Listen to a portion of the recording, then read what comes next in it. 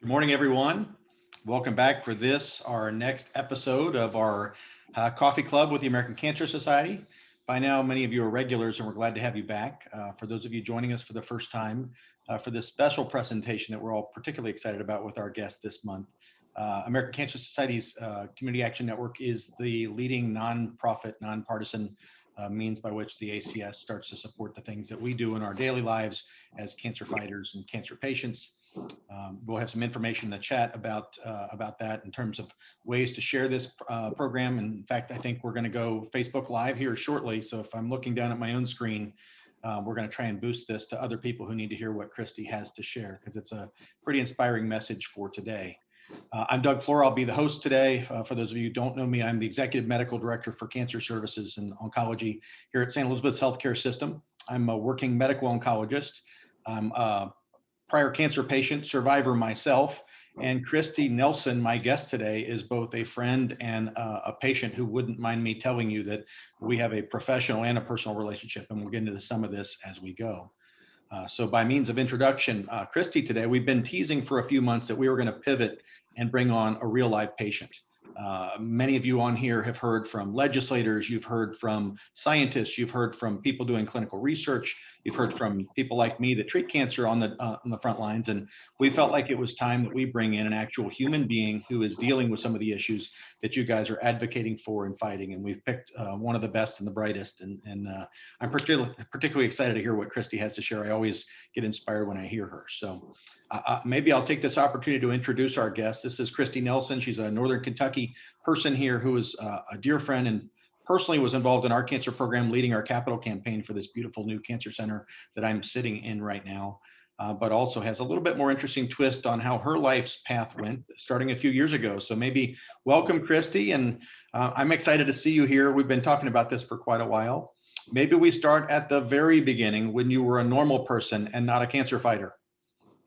Yeah, I mean, it's hard to remember back that far, but you know, before I was diagnosed with cancer, I had literally maybe a flu shot each year.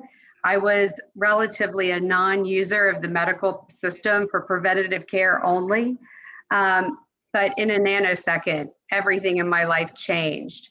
It was just about 6 years ago, this October, that literally the floor fell out from underneath me with the diagnosis of a very, very rare form of cancer. The cancer that I was diagnosed with is mucosal melanoma. They estimate 400 cases a year in the United States. So one thing is the word cancer never settles well with anyone. But the fact that it was a cancer that had started in my sinus cavity, taken up residence in the orbit of my eye, and was lurking outside my brain, literally put me into a free fall that I've never experienced in my life. That free fall, I have to tell you, felt like I was in a space station and I had gone outside to do some maneuver and my cord got cut. And I was detached from the space center and I was in total blackness and darkness, no light anywhere. And I knew that I was going to die. And as a practical matter, if I Googled mucosal melanoma, I saw that I had an estimated 90 days potentially to live. It was dire circumstances. And beyond that, there was mass confusion about who was my medical provider because there wasn't a comprehensive cancer center here in the area that could provide me with the care that I needed, with the specialized expertise that I needed under one roof with professionals all aggregated and taking care of my case. So that's a rough day at work, right? You're a normal person, you're a mom, you're a wife, you're running large companies and sort of the queen of everything you survey, and then all of a sudden the brakes hit. And and I've had that as a person when I was diagnosed with my own cancer, that darkness. You guys may or may not understand. It's a weird thing. I called it the dread in my house because I could be happy and normal, and all of a sudden it would hit me that, wow, okay, I'm in that club I didn't want to join. And for both of us, I think it's been really instructive to help us deal with our own things. And thankfully, we're both in good shape and doing well right now. But to maybe adjust and pivot a little bit. And that's where some of the stuff that you have done as a cancer patient has inspired a lot of people I know. Maybe as we move through, let's just start with the early medical days, because I had to do something very hard with you and we had to share you with other doctors. I don't love doing that, but we sent you away. Tell us what that experience was like when you had to see maybe where a true multidisciplinary comprehensive cancer center showed us the way. Absolutely. So I found my home at that time at Dana-Farber Cancer Institute in Boston. Out of the 400 cases a year, they treat about 50 of them. So I said, I like my chances here. And as I sat down in Dana-Farber's patient room, one highly skilled, specialized expertise oncologist came in, one after the other. First, the medical oncologist. I didn't leave the room. Then the radiation oncologist. Then the maxillofacial craniofacial surgeon. Then the neurosurgeon. All four of them came in to see me in the same room, and they were able to get me booked for surgery within a matter of 2 weeks. You know, when you're in a center of excellence and there is a feeling of, I would just say, relief. So for me, let me just go back to the day I was diagnosed. I lost all wits about me. I sat on the floor and I sat close to the floor because I felt like if I was on a chair, someone was going to pull it out from under me. And I would push down on the carpet and I would still feel like, is there anything underneath me? And I know this stuff sounds maybe a little corny, but I went out the next morning and I found this book in my drawer. I had never read it, but someone had given it to me, and it's called The Secret. And if anyone's ever read it, great. If you haven't, it's worth reading. It's all about the law of attractions. So I read the book. I read it a second time, and I said to my husband, you have to read this. And inside this book, there's one passage about gratitude stones. And so here I'm going through the most dire circumstances of my life, thinking maybe I have 90 days left and I'm certain to pass imminently. I read about the gratitude stone, and here's my little gratitude stone. And basically what it said is go pick up a stone out of your yard. It doesn't have to be fancy. And find time each day to rub on that stone and give thanks and be grateful for the goodness in your life. And I know it sounds corny, but when you are immersed in a period of darkness, the minute I started rubbing on this little gratitude stone that I still carry with me today, I became overwhelmed with the goodness in my life. And no matter how much I wanted to feel distressed, scared, and deeply dark, I kept saying, if I die tomorrow, what an incredible life I have lived. And it started a mind shift. It really did. The Secret for me started a mind shift, focusing on the positive. And it helped me give thanks for all that I had to be grateful for. And it helped me reframe my focus. So that was really step one, Dr. Flora. And then, you know, I read in a business article about CEOs who spend sleepless and countless nights just never sleeping because they're up all night worried about things. And in large part, they're things they cannot control. You know, are interest rates going to go up or down? Is the economy going to crash or fail? What are those things that CEOs stay up all night about? And I thought, okay, I'm staying up all night worrying, am I going to live or die? And I don't control that. I really was able to relinquish the idea that I could do anything to control that. And I doubled down on what is it I control. So I had my little gratitude stone, staying positive. And then I said, I'm going to sit down and make a list. Here are the things I control in my life, and here are the things I don't. And I can tell you the list of things I don't control in my life far, far outweighs the things that I do. And I really honed in on a mind shift of those three things I can control. One is my medical providers, two is my attitude, and three is my faith. I don't control this disease. My doctors don't control this disease. They can treat me. I may or may not respond to it, but it was really embracing those things, and then just like leaving my body those things I don't control. Because if I don't control them and I obsess upon them, what's the quality of life? Yep. Well, that's the stuff that I think I have shared with my own patients since you and I talked through these things. It's interesting. Some people curl up into a ball, and you need to do that. You need to grieve and you need to heal. Some people get mad and they are just angry and they want to fight the cancer like they are fighting a front in World War II. I think where Kristi was different for me is that she was proactive. She was assertive and advocated for her needs. And that included us sending her to surgeons who do this as a unique specialty in Boston. But also she was positive and hopeful. And that's harder to teach and harder for me as a cancer doctor to transfer that to patients. So what we try and do is we have real talks, and I have shifted a lot of my own mind shift, Kristi, to talking about patients maintaining control over their diseases by controlling things that are realistic. And I think one of those is absolutely, it's been helpful for patients to be able to transfer their stress to me or to our team. I've done that with my own urologist with my kidney cancer, and I found it to be really cleansing, where I got to move on after working through those things. And I'm curious too.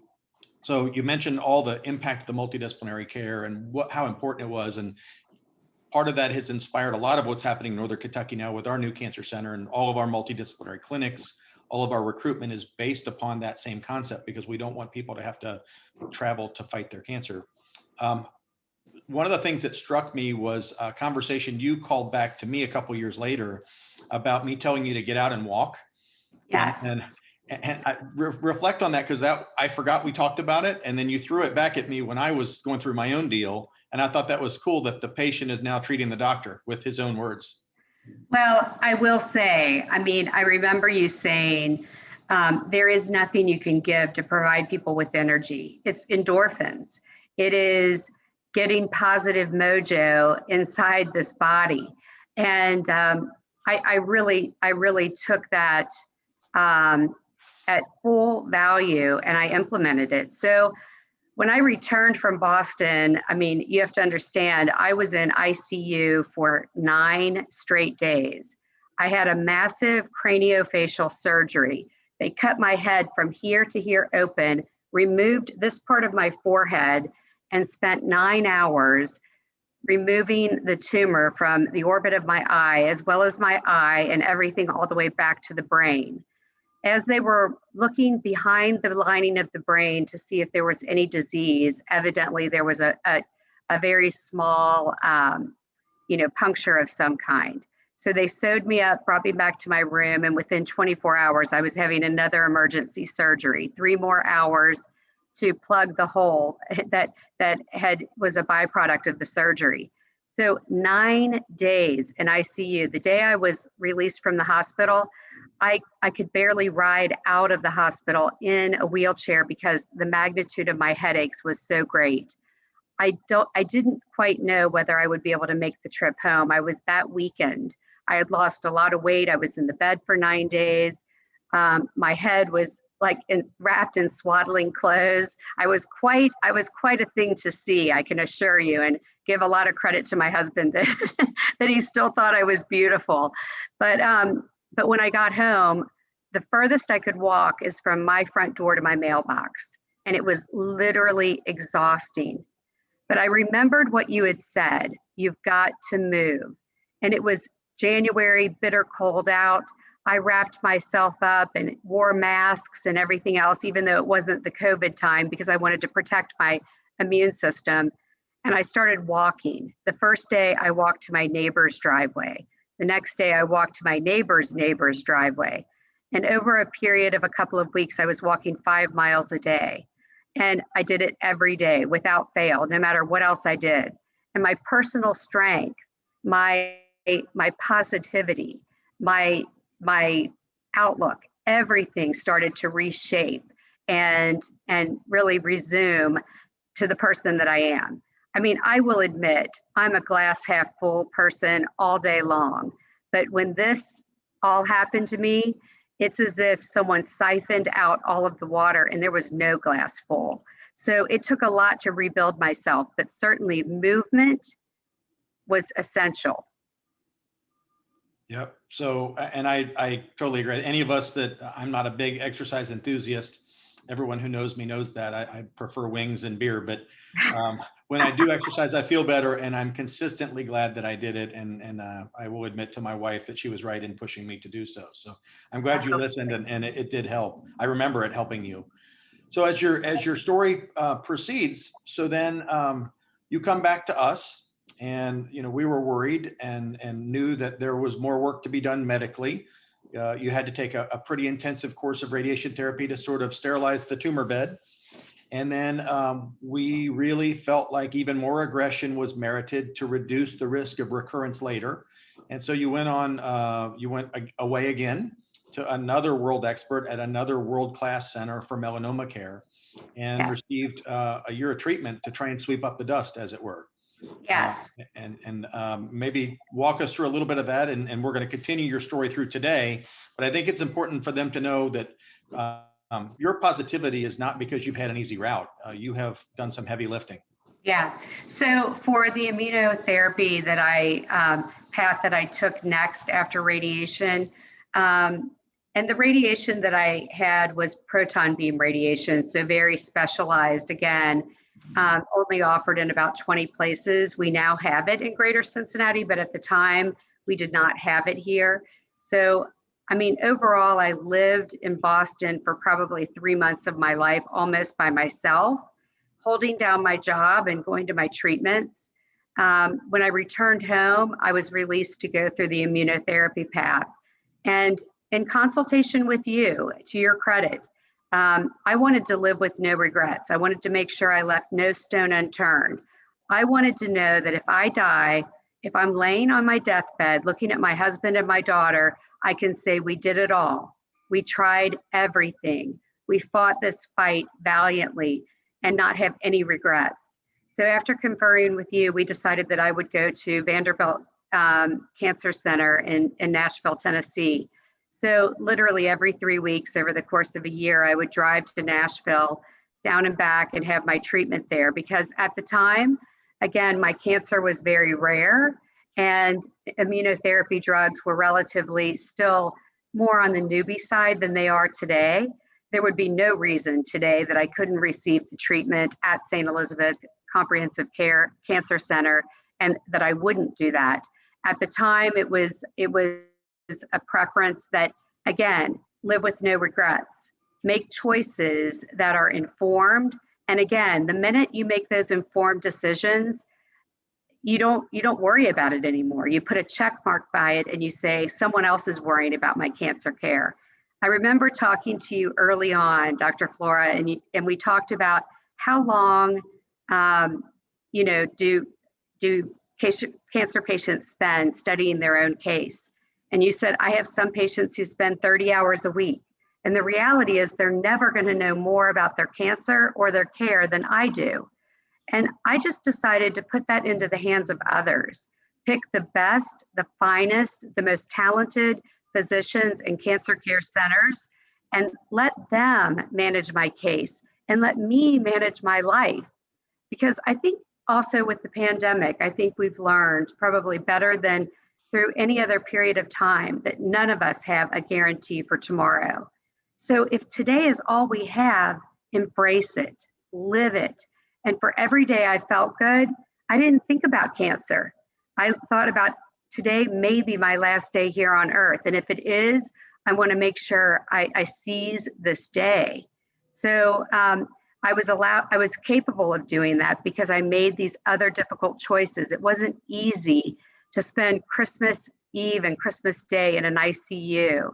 It wasn't easy to miss my daughter's birthday, Easter holidays, miss key moments in my family's life because I was away. But it enabled me to live with no regrets. Yep. And I can tell you, as the caretaker, as the provider here, I felt relief that we found this drug for you when we weren't able to give it. We weren't allowed to give it back then, and they were they had access to trials and things that we didn't have up here then. I was grateful that they were able to absorb some of your care, and for me as the doctor, I was happy they checked that box. So then, for summary for you guys from a medical, and then we'll get into some of the more the other messages I want to touch on. So she had a tough thing. She had a serious problem. She realized that she needed expertise and sought that out and advocated for herself. This required a trip to Boston and a trip to Nashville, many trips to Nashville, many trips to Boston. And she maintained control over her disease by focusing on the things that weren't necessarily disease related.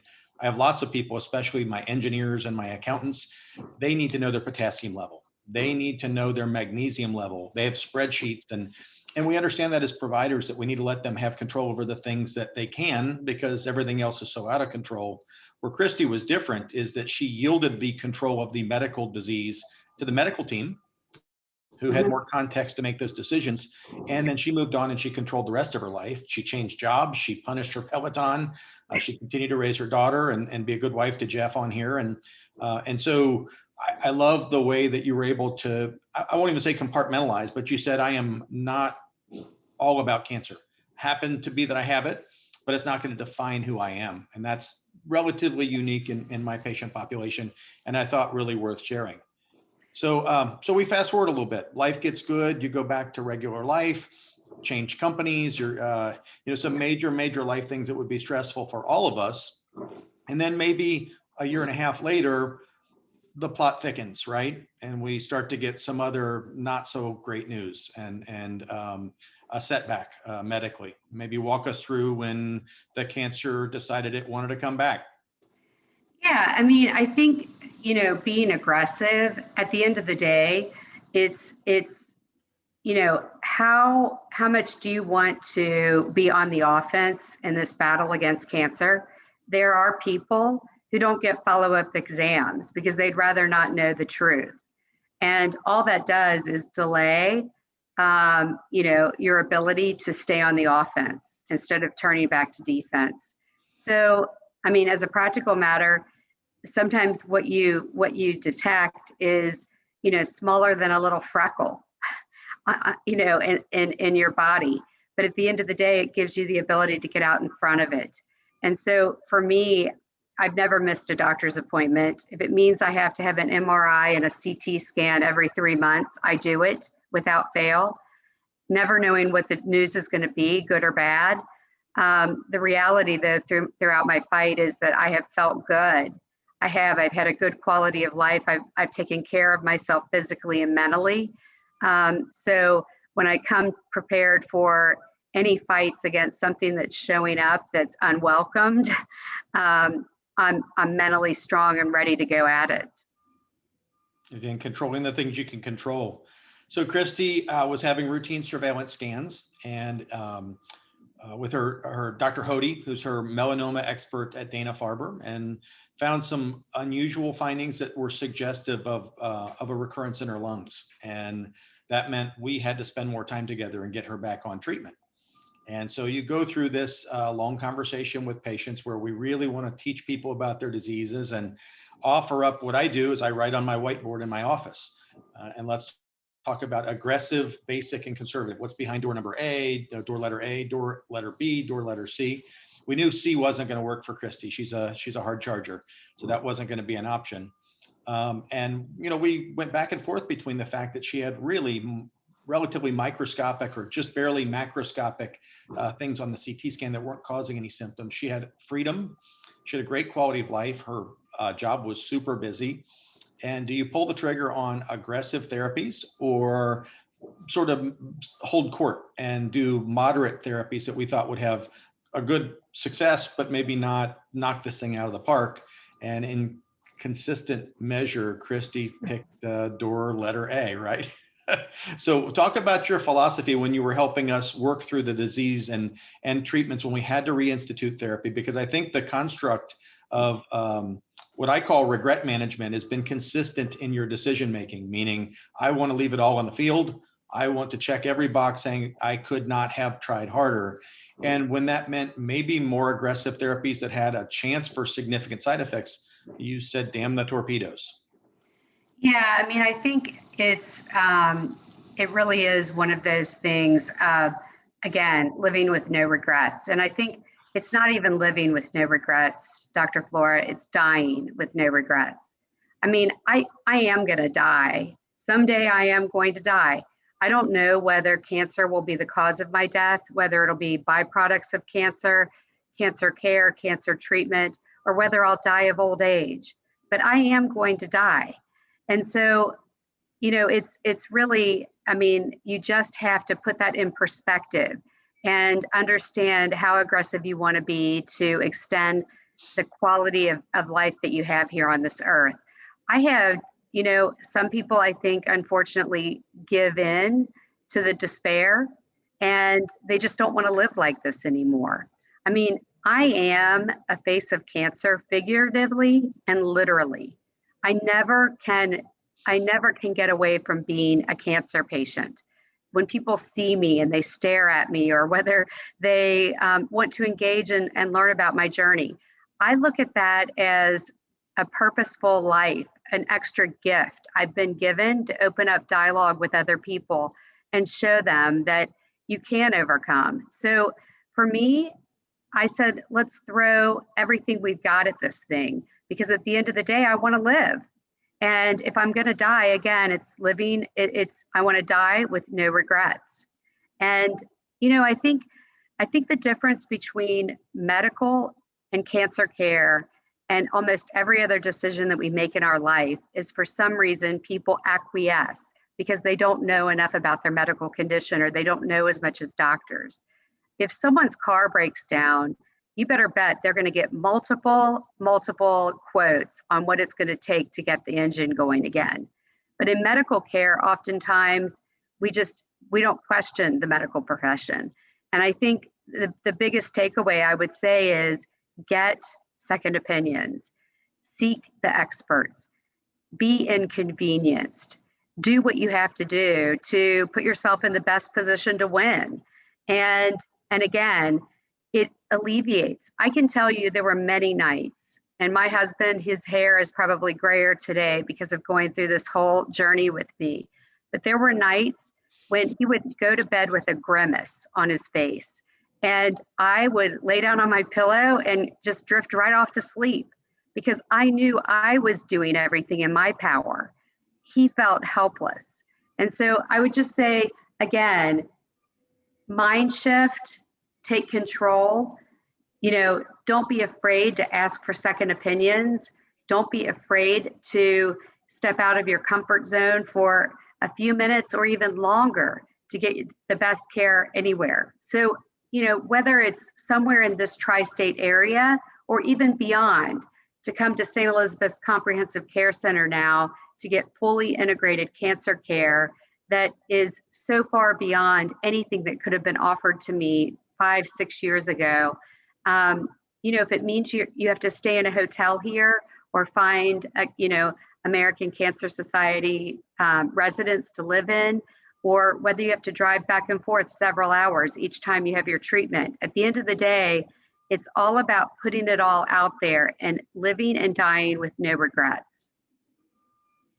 Yeah, well, I loved your approach, which is assemble the team. And wherever you all are listening to this or hearing this, you should love your providers. You should love your cancer doctors. They should love back. And part of what we're really trying to build was inspired by watching Kristi's journey as we started to construct our place.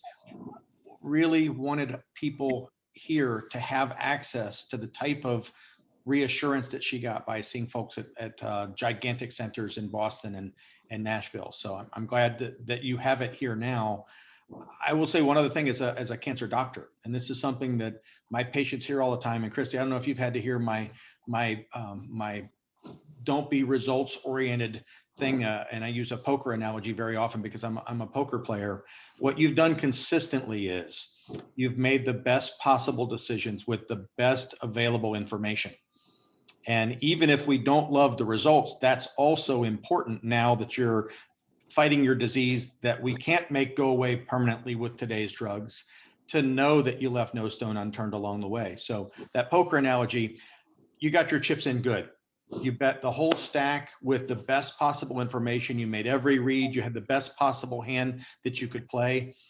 And when the cards were dealt, they weren't fair to you. But you can't regret the decisions that you made along the way. You made excellent decisions. Your doctors in Boston, your doctors here, your doctors in Vanderbilt made evidence-based suggestions to give you more aggressive care than anybody that I've ever treated. And the fact that it came back was independent of the decisions you made. And I think that's important for patients. There's a lot of browbeating and guilt that people have, especially people with lung cancer. I wish I wouldn't have smoked. And what Kristi's done exceptionally well is control the things she can control. And she understands that while we don't love where she is in her medical life with me, and that we're continuing to treat and that we have to, that she did every single thing she could along the way. And so I stress that to my patients as we make choices and say, listen, I sure hope this breast cancer doesn't come back. You are now done with everything that you can do to make the statistical likelihood of that breast cancer coming back lower. And now we watch and we pray and we know that you can't do more and move on.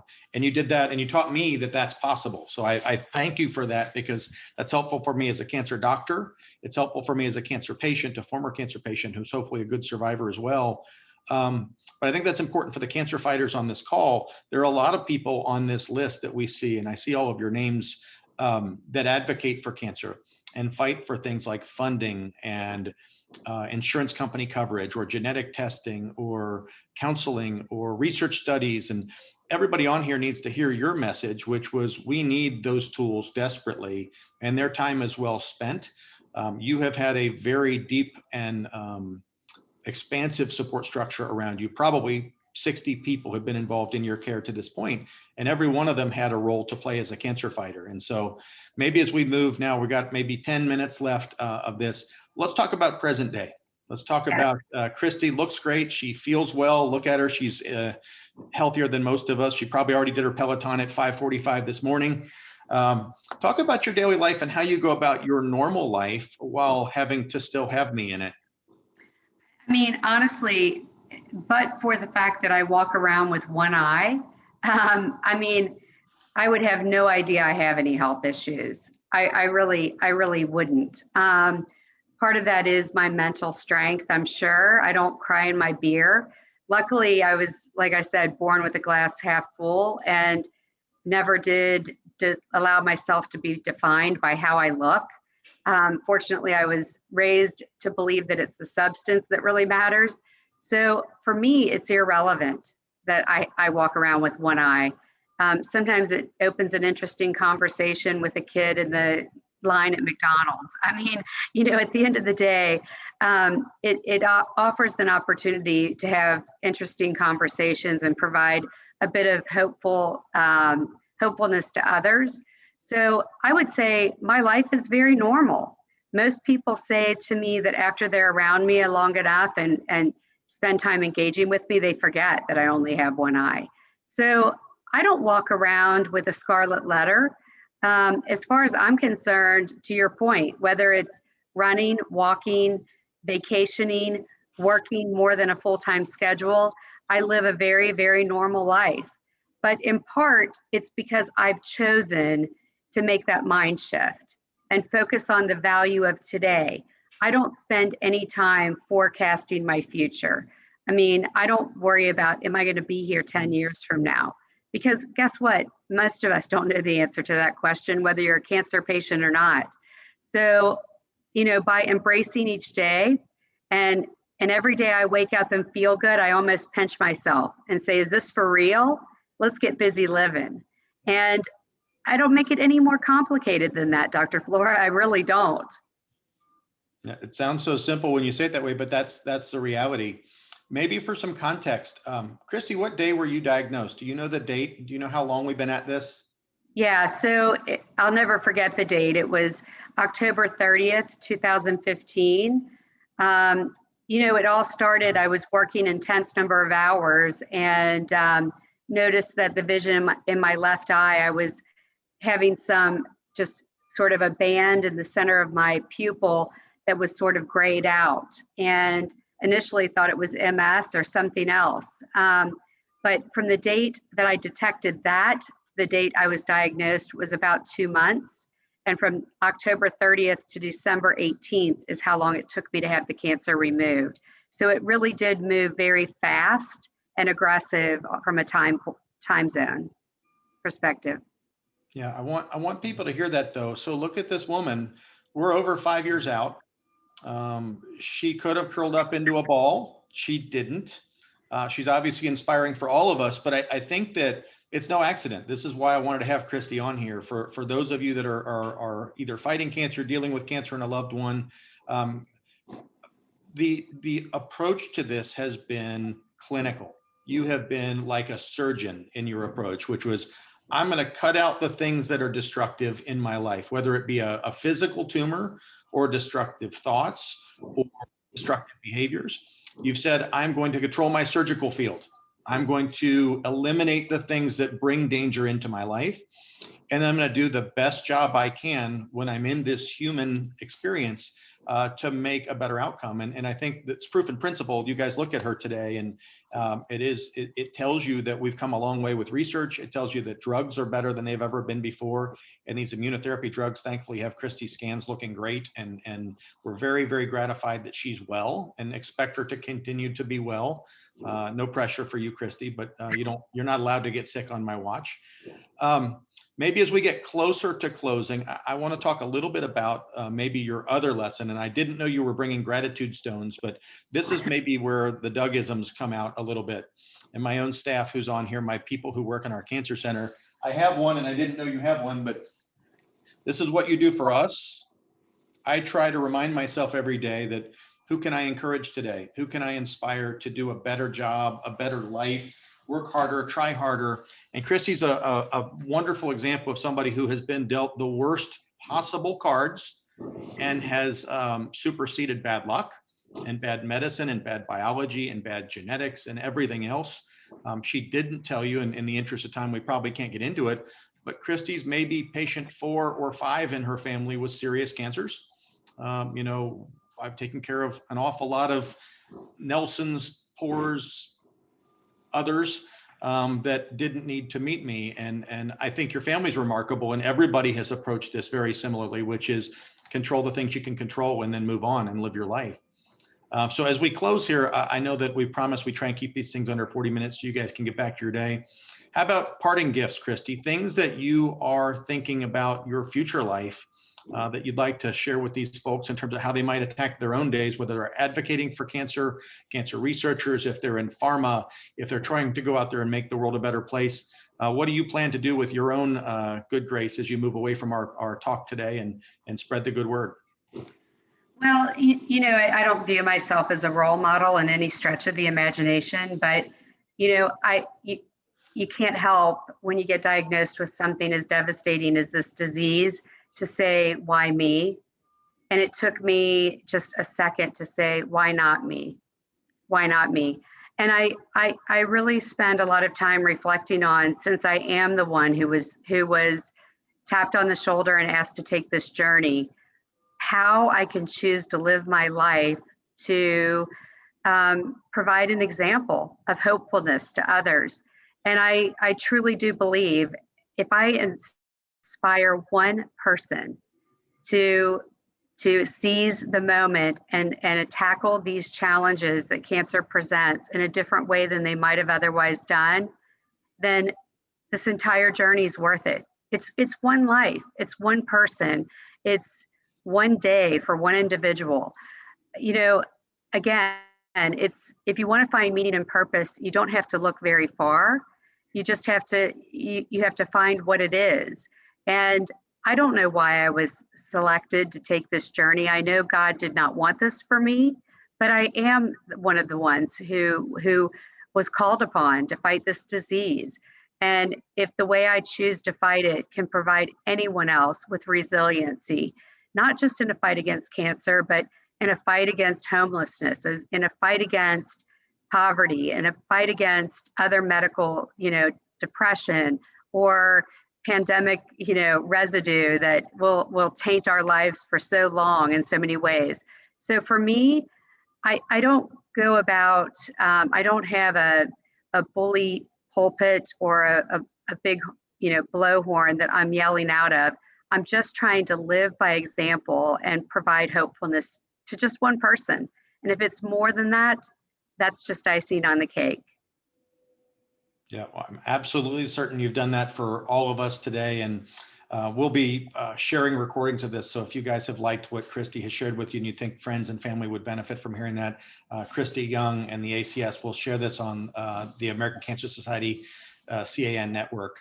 I would say, Kristi, the thing that I love most about you and that my poor kids are so tired of hearing and is you have decided that you're going to live a life of impact. And that's what I hope for the rest of you listening to this call that you take away from this, which is in your own worlds, you are the star of your own movie, and go out there and change the world as you can in whatever corner that you're working in. And on those moments that you doubt that you are strong enough to do so, or you don't have the energy to do so, do what Kristi has done and embrace that mind shift and get after it. So thanks to all for attending. We'll be back next month with, I think, our 9th cycle. It won't be as inspiring as Kristi because no one can be, but thanks again, Kristi, for joining us, and stay well, everybody. Take care. Such an honor to be with you. Thank you.